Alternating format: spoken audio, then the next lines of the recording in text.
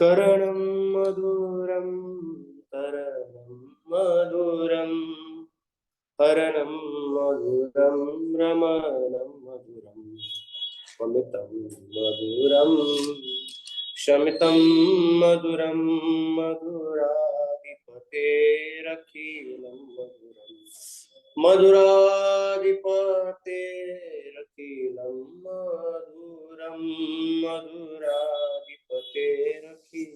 मधुरम्। हरे कृष्णा। हम चर्चा करते करते आज 5वें श्लोक तक पहुंच गए। तो यहाँ पे 5वें श्लोक में पहला शब्द है ये कर्णम, कर्णम मधुरम। तो भगवान का जो कार्य है वो अत्यंत मधुर है। Krishna activities are very sweet और इसके अलग अलग अर्थ भी किए गए। तो आज हम समझने का प्रयास करेंगे। तो भगवान जो भी कार्य करते हैं, कोई भी कार्य करे तो भगवान का कार्य रस से भरा मधुर होता है। अच्युत ये शब्द का एक डेफिनेशन है कि भगवान अपने वचन से कभी गिरते नहीं, अपने वचन को हर बार धारण करके रखते हैं, अपने पद से कभी गिरते नहीं। भगवान भगवान ही रहते हैं। बाकी सारे देवता वो जीवात्मा कभी देवता बनते हैं, कभी जीवात्मा पतन होके भौतिक संसार में कोई योनि धारण करना पड़ता है, परंतु भगवान अपने पद से कभी स्खलित नहीं होते। भगवान भगवान बने रहते हैं। भगवान अपना प्रॉमिस भी कभी छोड़ते नहीं। भक्तों को जो भी प्रॉमिस देते भगवान उस प्रॉमिस को, अपने वचन को पूरा करते हैं। ये भी अच्युत शब्द का अर्थ है। और भगवान अपने भक्तों को आनंद देने से कभी चूकते नहीं। यह भी इस शब्द का अर्थ है Achyut. He always gives happiness to his devotees, to everybody who is in comes in touch with the Lord. और ये है अच्युत का अर्थ है कि भगवान रस देने से कभी चूकते नहीं है। भगवान सदैव अपना भक्ति का, अपना प्रेम का, अपना आनंद का रस सबको प्रदान करते हैं। यह भी इसका शब्द का अर्थ है। तो भगवान हर एक कार्य भगवान का है वो आनंद प्रदान करता है। भगवान किसी का हत्या भी करते, पहले भी हमने डिस्कस किया कि वो उसका अर्थ होता है क्या होता है, उसका भलाई होता है। हम कहते हैं कि उद्धार कर दिया। राम भगवान ने रावण का उद्धार किया, कृष्ण ने पूतना का उद्धार किया, तो उनका मुक्ति हो जाता है। हत्वारी गतिदायक, जो भी हरि का हत्या करते भगवान उसको गति प्राप्त होता है, परम गति प्राप्त होता है। भगवान का हर एक कार्य मधुर होता है। हम देखते हैं भगवान के कार्य करने से और भगवान के कार्य सुनने से व्यक्ति लौकिक भाव भूल के अलौकिकता में मग्न हो जाता है। ये भगवान के कार्यों का मधुरता है। बड़े से बड़ा आदमी भी जब भगवान के इस प्रकार के कार्य सुनता है तो अत्यंत चकित हो जाता है। और या भगवान के कीर्तन में कोई झूमता है तो अपनी लौकिकता को भूल जाता है। ये भगवान के कार्य का मधुरता है। इतना मधुर है कि व्यक्ति बाकी सब भूल जाता है। कोई भी चीज में इंटरेस्ट आता है तो व्यक्ति फिर बाकी सारी चीजें भूल जाता है, बस वही चीज में रममान रहता है। उसी प्रकार से हम देखते कि अमीर से अमीर आदमी भी, आप देखते हो हमारे मंदिर में जैसे बड़े बड़े कोई इंडस्ट्रिस्ट आते हैं, जैसे हमने देखा जैसे मफतलाल, बड़े बहुत बड़े इंडस्ट्रिस्ट, उनको खुद का मफतलाल इंडस्ट्रीज, परंतु अपने ड्राइवर के साथ कीर्तन में डांस करते तो भौतिक जीवन में तो इसका भी हो नहीं सकता है कि इतना बड़ा इंडस्ट्री जिनको करोड़ों रुपए का संपत्ति अपने ड्राइवर के साथ डांस करे। परंतु मंदिर में दोनों भक्त हैं तो दोनों सब कुछ भूल के साथ में हाथ पकड़ के डांस कर, नृत्य कर रहे हैं। हम ये देखते हैं। या बड़े से बड़ा आदमी इंडस्ट्रियलिस्ट भी कोई रहो और जो भगवान का प्रसाद बांटा जाता है, फेंका जाता है, तो वो ऐसे सोच सकता है कि भाई मेरे पास करोड़ों रुपए है, मेरे को क्या भागने की जरूरत है, मैं तो खुद के पैसे से कुछ खरीद सकता हूँ। नहीं, वो भी एक बालक के समान भागते जाता है और वो मुझे मिलेगा क्या, मुझे मिलेगा क्या, लालयित रहता है। भगवान का सेवा करने के लिए कितना लालयित रहते हैं। हमारे मंदिर में जैसे बुक स्टॉल पे खड़ा था तो किसी ने मुझे बताया ये जो प्रभु जी बुक बेच रहे हैं वो सीईओ है, कंपनी के, बड़े कंपनी के सीईओ है, जो उधर खड़ा रह के बुक्स बेच रहे हैं। हमारे कॉलेज है वहाँ पे, हमारा रश्मि ग्रुप है, डायरेक्टर है बीआईटी कॉलेज के, और वो वहाँ पे मंदिर में पोछा लगाते भगवान के सामने। तो भगवान के कार्य इतने मधुर है कि बड़े से बड़ी लोग भी भगवान की तरफ आकर्षित हो जाते हैं। प्रभुपाद शब्द का भी यही एक अर्थ होता है। एक प्रभुपाद शब्द का अर्थ है कि जिन्होंने प्रभु का चरणों का आश्रय लिया है वो है प्रभुपाद। और जो बड़े बड़े प्रभु लोग जिनको चरणों का आश्रय लिया है वो भी प्रभुपाद, ये दूसरा अर्थ होता है। हम देखते हैं कि प्रभुपाद के शिष्य कितने विद्वान हैं, कितने अलग अलग, no they come from very opulent background. कोई बहुत धनिक परिवार से भी कोई आए हैं, हम देखते हैं, या कोई बहुत विद्वान है, या कोई एक्टर्स थे पहले, ऐसे सारे लोगों ने प्रभुपाद जी के चरणों का आश्रय लिया है। अभी तो देखते कि और कितने सारे लोग प्रभुपाद जी के चरणों का आश्रय ले रहे हैं समाज के हर एक स्तर से। तो ये प्रभुपाद कि बड़े बड़े प्रभु लोग भी जिनका चरणों का आश्रय लेते हैं, और वो भगवान है कि भगवान के सामने सब कुछ हतप्रभ हो जाते हैं। ये भगवान का कार्य है, और जो भगवान का कार्य है इतना मधुर है कि उसको समझ पाना बड़ा मुश्किल है।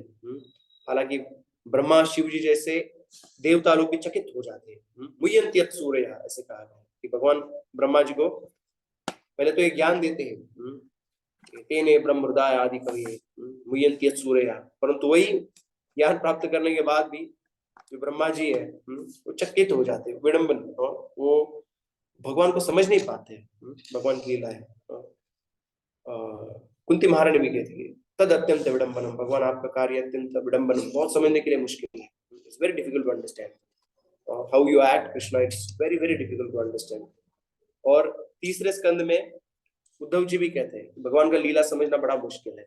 अलग अलग लीलाओं को वर्णन कहते कि कर्माणि हन्यस्य भो भवस्य ते दुर्गाश्रयो तारि भयात् पलायनं कालात्मनो यत् प्रमदात्ताश्रमः स्वात्मनरते खिद्यति धीर्विदामिह कर्माणि हन्यस्य भो भवस्य ते।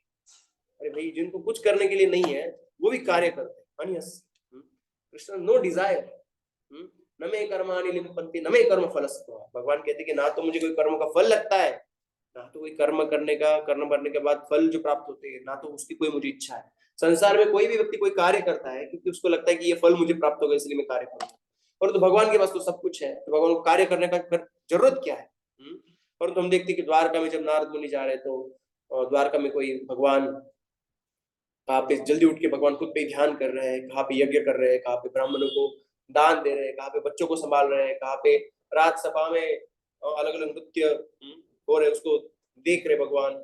अलग अलग जगह पे अलग अलग कार्य चल रहे भगवान के, इतने प्रकार के कार्य भगवान करते हैं। हालांकि भगवान को कार्य करने का कोई जरूरत नहीं है। भव भव स्थिति, भगवान तो अभाव, इस संसार में जन्म नहीं लेते भगवान। भगवान तो अजन्मा है, भगवान का जन्म नहीं होता है। Krishna always existing, right? He doesn't have to take birth, but still it appears that Krishna takes birth.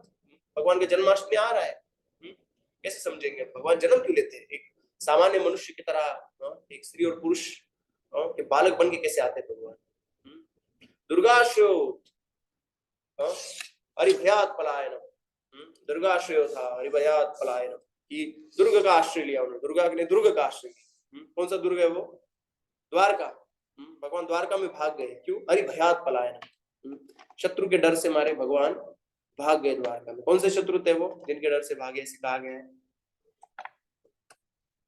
Jarasandh. Yes, Jarasandh, काल यवन, दोनों ने एक साथ अटैक किया है ना। जरासंध अपना 30 अक्षौणी सेना लेके आया और ये भी करोड़ों सेना लेके आया, काल यवन, तो दोनों एक साथ अटैक किया। तो ऐसा लग रहा है कि भगवान मथुरा से भाग गए। तो भगवान तो काल भी भगवान से डरता है, परंतु यहाँ पे भगवान एक सामान्य शत्रु से डर रहे, ऐसे लग रहा है यहाँ पे। दुर्गाश्रयत् हरिभयात् पलायनम, दुर्गाश्रयत् हरिभयात् पलायनम कालात् पुनः यत् प्रमदायुताश्रम। और यहाँ पे देखते हैं कि यहाँ पे लिखा गया है कि भगवान तो पूर्ण स्वयं में आत्माराम है, totally satisfied in himself, but प्रमदायुताश्रम, तो भी भगवान 16,108 पत्नियों के साथ विवाह करते हैं। भाई उनको क्या जरूरत है इस प्रकार का सुख का, सांसारिक सुख का?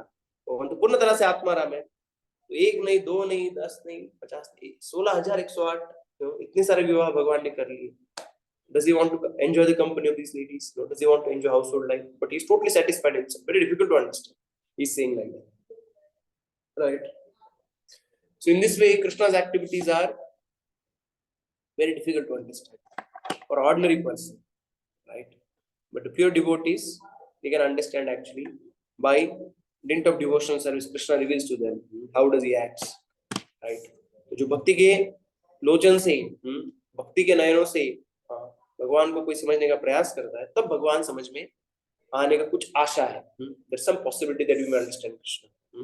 तो जैसे इसी श्लोक में कर्माणि यस्य भो भवस्य ते, भगवान तो कर्म करने का कोई जरूरत नहीं है, न तस्य कार्य करणं च विद्यते। तो भगवान कार्य क्यों कर रहे हैं? तो कार्य इसलिए कर रहे हैं भगवान, because he has to set an example for ordinary person so that they should not commit sinful activities. और दूसरा कारण है भगवान कार्य करते अपने, क्योंकि लीला का सुख प्रदान करना चाहते हैं भक्तों को भगवान।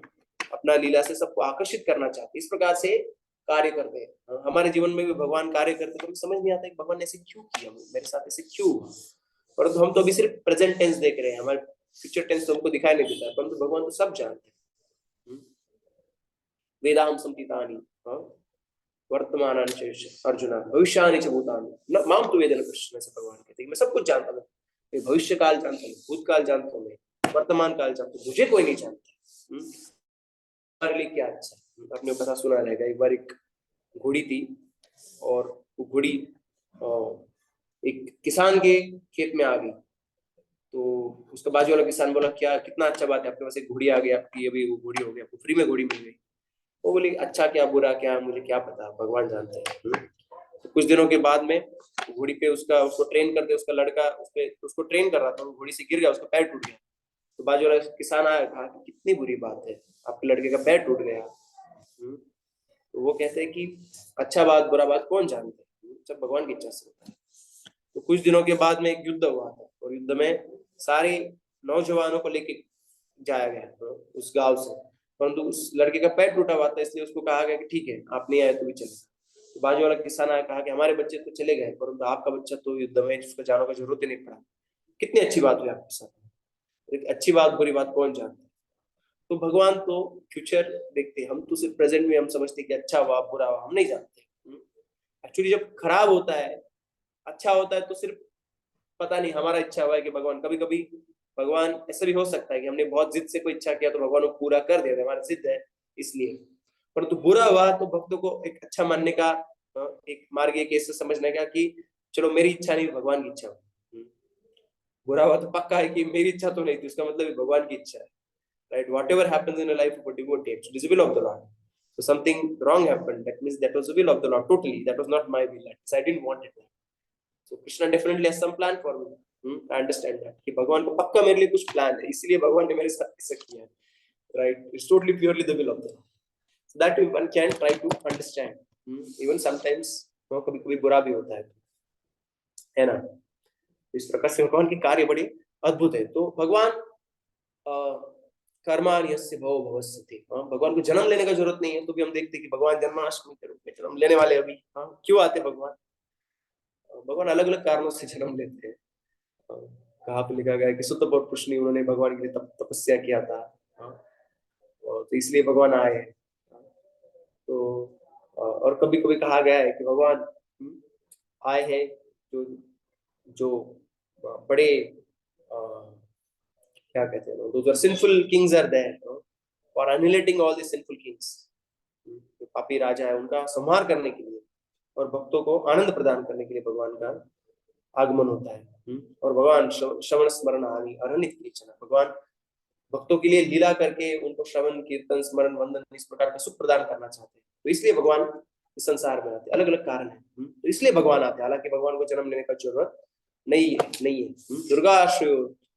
दुर्गा आश्रय हरि हरि भयात पलायन।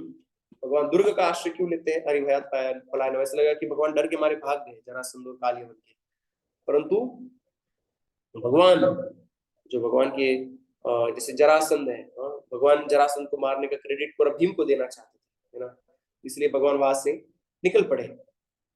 और मुचुकुंद राजा बहुत टाइम से सो रहे थे और उनको अभी भक्ति करने का समय हो गया, भगवान उनको उठाना चाहते, परंतु कोई भी उठाएगा, उनको तो वरदान मिला, देवता ने उनको वरदान दिया कि कोई भी उन्हें उठाएगा तो उसका मृत्यु हो जाएगा उनका, उस काले उनके सॉरी मुचुकुंद के हाथ से। तो अभी काले उनका मृत्यु होना अटल है। तो काले उनको खुद मारने की जगह पे भगवान मुचुकुंद को उठाने के लिए काले उनका इस्तेमाल कर रहे। तो एक ही इसमें भगवान के दो कार्य सफल हो रहे हैं। इस प्रकार का भगवान का कार्य, भगवान कितने कार्य सफल करते हैं अपनी एक एक्टिविटी हम समझ नहीं सकते। Krishna fulfil so many desire in a single activity, that we have to understand. जैसे हम देखते हैं कि गोपीनाथ पटनायक की लीला में भी भगवान ने कृपा किया, अपेक्षा किया, समझना बड़ा मुश्किल है। गोपीनाथ पटनायक उसने राजा का टैक्स चुराया हुआ था, उसको दंड मिला कि भाई आपको चंगे पे चढ़ाया जाए, और चंगे पे चढ़ाने वाले सारे भक्त आके कह रहे कि भाई महाप्रभु महाप्रभु कृपया इनको बचाओ, ये तो आपके भक्त है। महाप्रभु कह रहे कि आप मेरे पास ऐसे बार बार आओगे तो मैं चला जाऊंगा यहाँ से मैं अलालनाथ चला जाऊंगा तो अलालनाथ चला जाऊंगा ऐसे कह रहे। और फिर बाद में वो राजा को पता चलता है, राजा उनको चंगा से निकालता है, फिर उनको सिल्कन क्लॉथ, उनको सुंदर आभूषण वस्त्र देकर उनका सत्कार किया जाता है, उनको सैलरी भी डबल किया जाता है ना। तो ये समझ में नहीं आ रहा एग्जैक्टली भगवान ने उन पे कृपा किया क्या उपेक्षा किया। It's very difficult to understand. In the end actually is going to say that so Krishna is very difficult to understand whether how does you act। ईश्वर लीला कोटि समुद्र गंभीर, ऐसे कहा गया है कि भगवान का लीला है वो कोटि समुद्र गंभीर। करोड़ों करोड़ों समुद्र का किनारा, मतलब समुद्र का तल प्राप्त करना ऑलरेडी बहुत मुश्किल रहता है, कोई तल तक नहीं जाता है, और करोड़ों समुद्र का तल तो कितना रहेगा। ईश्वर लीला कोटि समुद्र गंभीर, आमी जीव क्षुद्र बुद्धि सहज अस्थिर। तो हम तो जीव कैसे हैं, शुद्र बुद्धि वाले, हमारा कोई बुद्धि है नहीं, सहज अस्थिर, हमारा मन भटकता रहता है इधर उधर। भगवान की लीला हम कैसे समझ सकते हैं। आमी जीव क्षुद्र बुद्धि सहज अस्थिर, ईश्वर लीला कोटि समुद्र गंभीर। तो भगवान का कार्य समझ पाना इतना आसान नहीं है। It's not that easy to understand Krishna's activities. तो भगवान इस प्रकार से काले उनको भी हत्या कर दी, मुचुकुंद को भी उठाया, उनको भी कृपा प्रदान की। कालात्मनो, हालांकि भगवान काल भी भगवान के कंट्रोल के अंडर में रहता है, परंतु यहाँ भी भगवान कहा गया। क्या लीला है भगवान का। भगवान हालांकि सारे लक्ष्मी के पति है, परंतु भगवान मक्खन चुराते दूसरों के घर में जाके। तो क्या लीला है, भक्तों को आनंद प्रदान करने के लिए भगवान कार्य करते हैं। यत् प्रमदा पिताश्रमा, भगवान ने इतने सारे स्त्रियों के साथ क्यों विवाह किया, 16,108 पत्नियों के साथ विवाह किया। 16,100 पत्नियां थी भगवान की, तो भौमासुर ने उनको बंधन में रखा था, और भौमासुर के वध के बाद में अभी उनके साथ विवाह कौन करेगा। तो सारी नारियों ने कहा, उस समय आप किसी के घर में एक दिन से ज्यादा रहते हो तो डाउट करेंगे और विवाह नहीं करेंगे, तो फिर क्या अभी हमें कौन स्वीकार करेगा। भगवान आप ही है जो आप हमें स्वीकार से कर सकते हो। भगवान ने भी उनको भक्ति का स्वीकार किया। यहाँ पे कर्णम मधुरम को एक अर्थ कहा जाता है कि स्वीकार करना, कर्णम स्वीकरणम। Krishna accepts whatever offered with love and devotion. पत्रम पुष्पम फलम तोयम यो मे भक्त्या प्रयच्छति। एक एक सिंगुलर में कहा गया, एक पत्र बिल्कुल मुश्किल है, कोई भी रास्ते पे जाते जाते एक पत्ता तोड़ के भगवान को अर्पण कर सकते हैं। कोई भी वृक्ष उसको धो के भगवान के चरणों में रख सकता है। स्पेसिफिकली तुलसी का पत्र भगवान को अत्यंत प्रिय है। कोई भी तुलसी घर में कोई खर्चा नहीं उसमें, भगवान अत्यंत प्रसन्न, पूर्ण प्रसन्न हो जाएंगे। तुलसी का पत्र भगवान को भक्ति भाव से अर्पण करते हैं, और गंगा जल अर्पण करते हैं। गंगा का स्मरण करके आप जल अर्पण कर दो, गंगा जल है ना, भगवान स्वयं प्रकट हो जाता है। अद्वैताचार्य ने से ऑफर किया तो भगवान स्वयं प्रकट होते हैं, कहते हैं महाप्रभु के रूप में। पत्रम पुष्पम, एक फूल अर्पण करते हो, फलम एक फल अर्पण करते हो, या आप कर्म फल भगवान को अर्पण करते हो, सब कुछ भगवान के लिए। तो ये थोड़ा सा पानी भगवान को अर्पण करते हो। Whatever you offer to Krishna, जैसे फल वाली के देखते हैं, वृंदावन में फल वाली है, फल लेके आती बेचारी बुढ़िया। कब से भगवान के बारे में सुना था उसने, भिल्ल स्त्री थी, और भगवान के बारे में जगह जगह सुन के एकदम आकर्षित हो गई कि मैं भी जाऊंगी नंद भवन, मैं भी ब्रज किशोर नंद किशोर का दर्शन लूंगी। तो आ गई फल लेके, और फल वाली आई नो, कह रही फल ले लो, फल ले लो, कृष्ण गोपाल ले लो कह रही। कृष्ण बाहर आते, भाई मेरा नाम कौन पुकार रहा है, तो देखते फल लाए, तो आते बोल मुझे फल लेना है, तो बोले अरे कुछ तो लाना पड़ेगा फल लेने के लिए। तो कृष्ण अंदर जाते, हाथ में थोड़ा सा ग्रेन्स धान्य लेकर आते, तो आते आते सारा आधा से ज्यादा ग्रेन्स तो नीचे गिर जाता है, और थोड़ा सा बचा हुआ ग्रेन्स उसको दे देते हैं, अपनी टोकरी में डाल देती है वो, और सारा फ्रूट्स भगवान को देती है, पूरा भर के, हाथ भर के। भगवान को कहती मुझे एक कहो कि आप मेरे गोद में एक बार बैठो, और एक बार मुझे कहो मैया। भगवान उनके गोद में बैठ जाते हैं, उसको मैया कहते, मैया। तो जैसे कहते तो पूर्ण तरह से वो आकर्षित हो जाती है, उसका मन भगवान में लग जाता है पूर्ण तरह से, और भाव विभोर हो जाती है वो स्त्री। और सब फल लेके भगवान चले जाते हैं, और वो नाचते नाचते जा रही है, हालांकि इतना से उनको मिला है ग्रेन्स, और बाद में देखते हैं उसकी जो उसका जो what ever she was carrying it has become so heavy, इतना इतना भारी हो गया। देखते कि उसके टोकरी में भगवान ने भर भर के आभूषण रत्न ये सब भर दिए, तो ग्रेन्स ऑफ कन्वर्ट। कृष्ण सब कुछ स्वीकार करते हैं, बस प्रेम बांटते हैं, इस प्रकार का सुख बांटते हैं भगवान। कोणीला हे रिसर्च यस माता जी, काही करते तुझी झाली म्यूट करेंगे प्लीज। तो स्वीकार करना, भगवान प्रेम से कोई भी कुछ अर्पण करता है, वहां जहर लेके आए पूतना तो भी भगवान उसका स्वीकार कर ले, माँ का स्थान दे दिया बस। So whatever mood you come in, कामा द्वेषा भयास यथा भक्तेश्वरी आवेश, कहा गया कि जब कामा द्वेषा भयास किसी भी भाव से लेके आओ, भगवान ये यथामं प्रपद्यन्ते तां सतैव भजाम्यहम्. I'll reciprocate accordingly. Whatever way you surrender unto me. So Krishna accepts that. What you're offering, offer to Krishna with love and devotion specifically. प्रेम से अर्पण किया जाता तो भगवान ओके. जैसे दुर्योधन का देखते हैं कि भगवान ने दुर्योधन को ऑफरिंग नहीं दिया, परंतु विदुर के घर पे भगवान ने केले की छिलके खा लिए, शबरी के झूठे बेर भी खा लिए भगवान. सो प्रेम से जो भी अर्पण किया जाता है भक्तों के द्वारा, भगवान उसका स्वीकार डेफिनेटली करते हैं. तो इस प्रकार से इन रानियों ने भी याचना किया कि कृपया हमारा स्वीकार कर दीजिए. भगवान ने उनका स्वीकार कर लिया.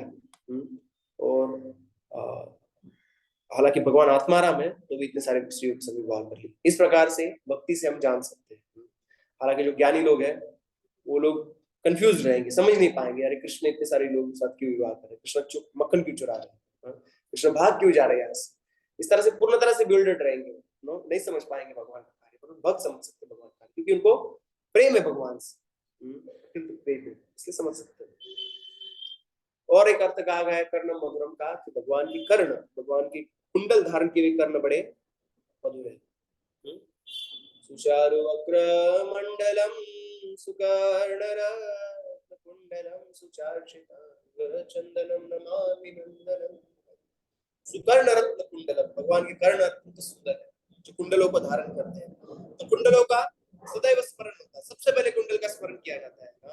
हम दामोदर अष्टकम में भी देखते हैं कि नमामीश्वरं सच्चिदानंद रूपम लसत् कुंडलम गोकुले व्रजमान.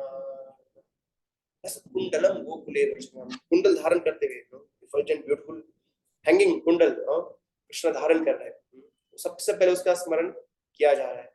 तो भगवान के कुंडल अलग अलग शेप्स के रहते हैं. जैसे मकराकृत कुंडल होते हैं, मत्स्याकृत कुंडल होते हैं, मयूराकृत कुंडल होते हैं. मकराकृत कुंडल यानी क्रोकोडाइल रहता है, मगरमच्छ, उसके आकार के कुंडल देखते हैं.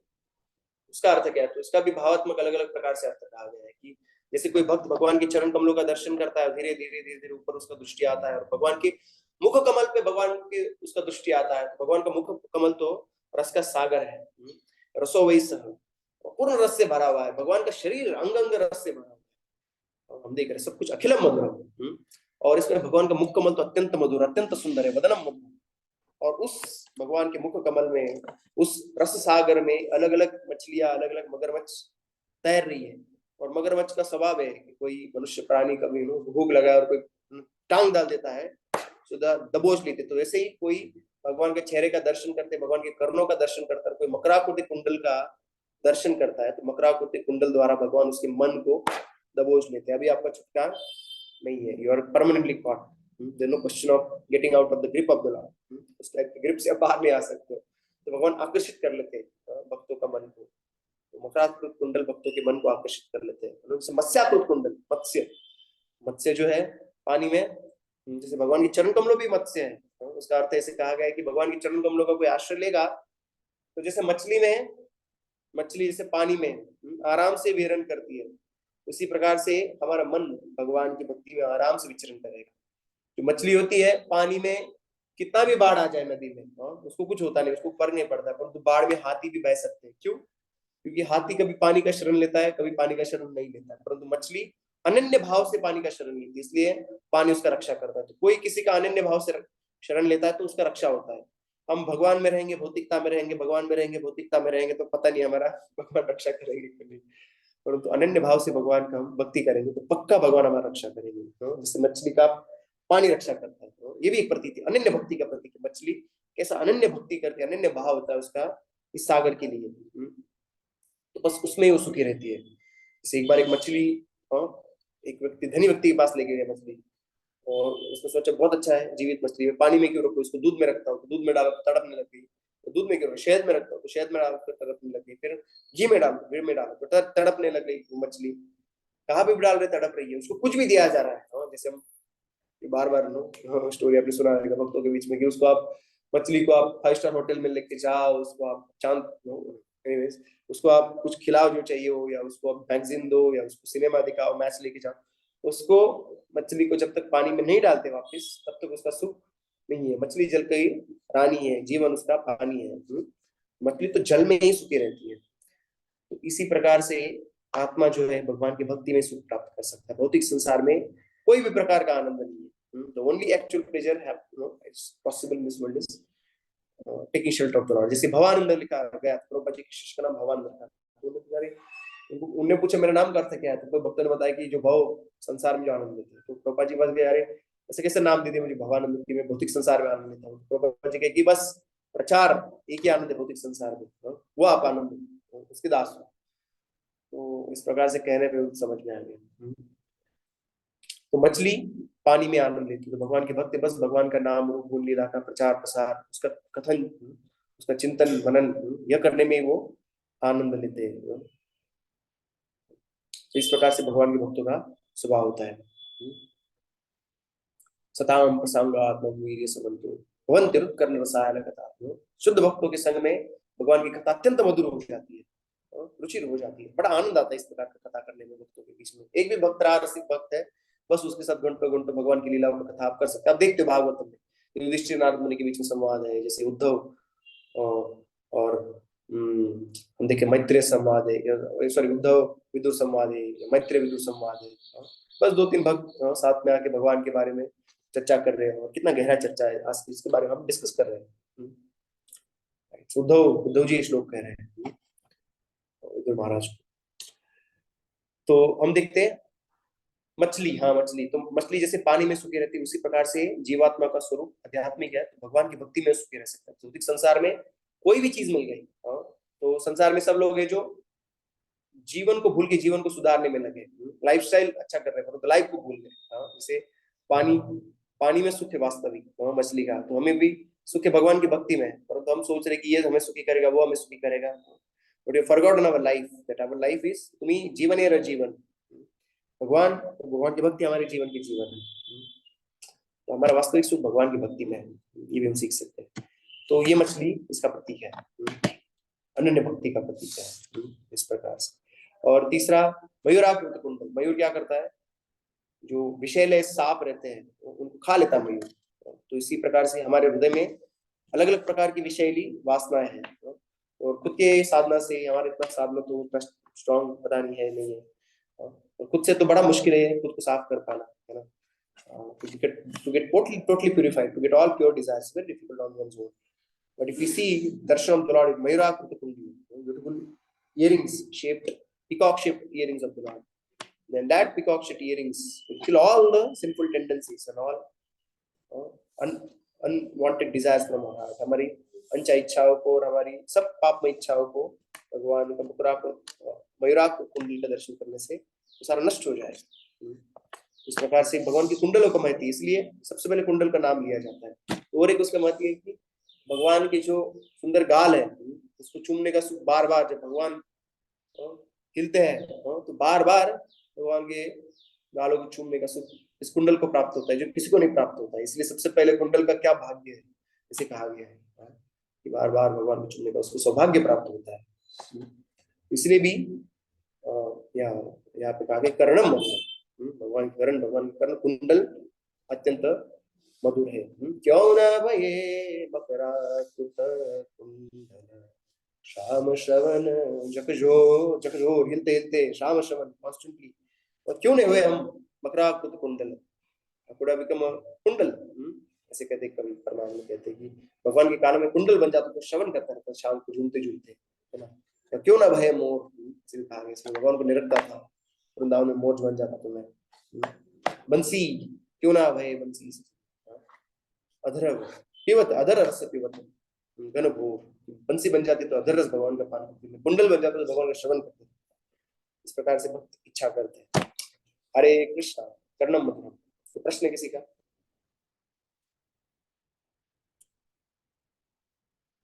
प्रभु जी आपने अभी लास्ट में 2 लाइन्स गाई थी, वो कहाँ से प्रभु जी? भजन है एक भजन है परमानंद दास कवि, उनका भजन है, क्यों ना भय मकराकृत श्याम श्रवण जगजोर, परमानंद दास उनका भजन है।